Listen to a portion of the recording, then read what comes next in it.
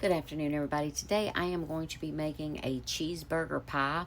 You're going to need a 10-inch baking pan, or I'm going to be using my cast iron skillet. I'm going to make brown all my meat and everything and just bake it in this. So if you have the cast iron, you could do all this in one pot. So you're going to need 1.5 pounds or so of ground meat.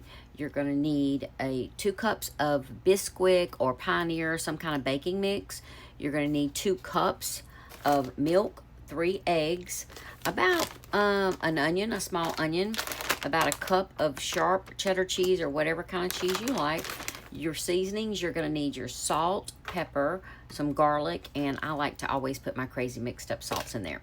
And I'm going to add a little bit bacon bits just because I like to add bacon, but it's totally optional. So I'm going to get the meat started, and then we'll go on to the next step. Okay, so I got my meat brown, and ignore the water. My meat wasn't completely thawed because I forget to take it out. So I put some water in the bottom, cover it to help thaw the meat. So it'll cook down. So what we're going to do is we're going to go ahead and add our onion and our seasoning to finish cooking it. So as I usually do, I use the frozen. It's just easier for me. That way my onions don't go bad. So I would say if you're going to put onion, you're going to use about a small onion in there. And then you're going to just sprinkle the top with your salt, pepper. And this is going to be kind of to taste. If you only like salt or, whatever seasonings you like, just think of what you would want on your burger kind of thing. If you're putting your burgers on the grill or something like that. And I like garlic, so I put garlic on there. And then I put some of my mixed up salts, which just kind of has different little seasonings in it. So we're going to get all this brown together. And once this is brown, we will make our biscuits, our biscuit dough, and we will get this all put together and put in the oven at 400 degrees for about 30 minutes. So let me get this cooked and we'll go to the next step.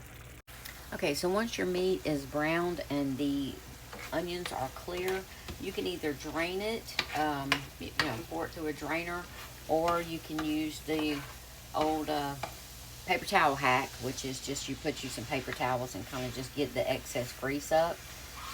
And that's what I usually do, because if you buy a lean hamburger meat, you usually don't have too much, grease in it.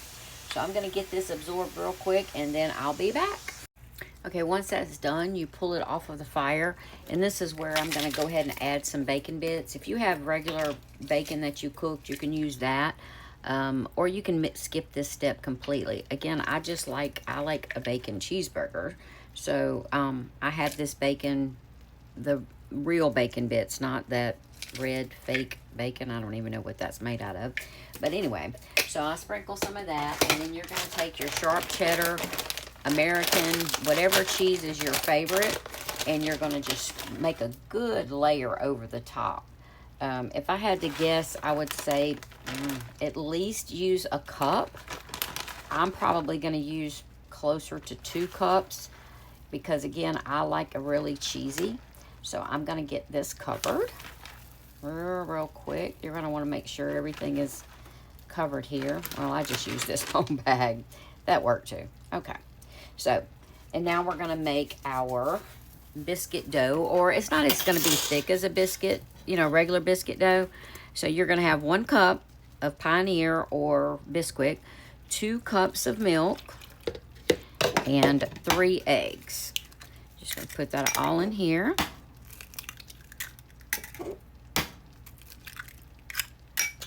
And we're just going to whisk this together.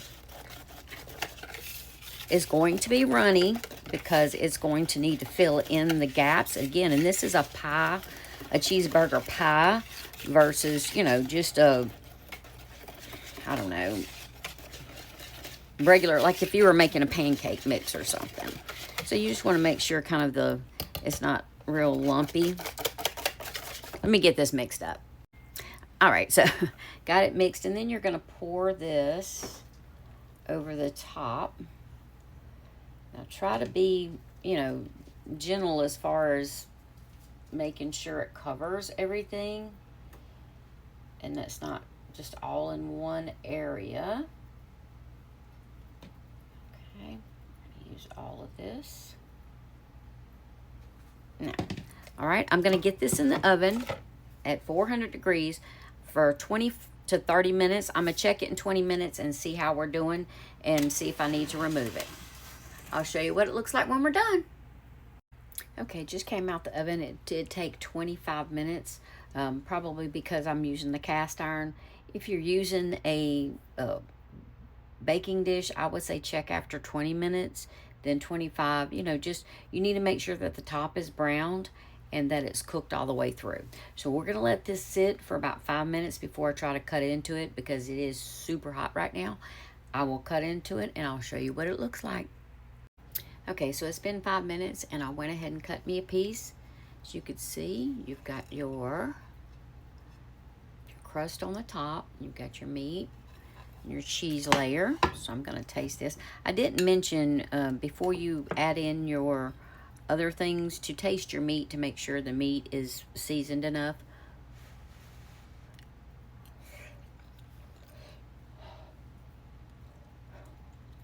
Hot.